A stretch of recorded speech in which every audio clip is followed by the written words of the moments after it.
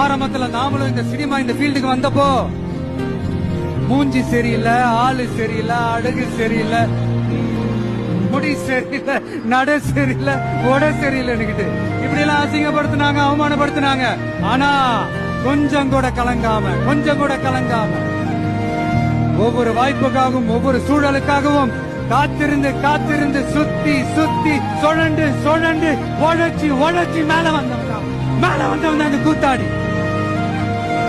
அப்ப கூட உழைப்பு மட்டும்தாங்க என்னோடது. அதன் மூலமா எனக்கு கிடைச்ச மத்த எல்லாத்துக்கும் காரணம் நான் இல்ல. ஒரு முறைதான் உன்னை பார்த்தால் அது வரமே, நினைத்தால் கண்ணில் கண்ணீர் மழை வருமே. That is Rocky's KGF.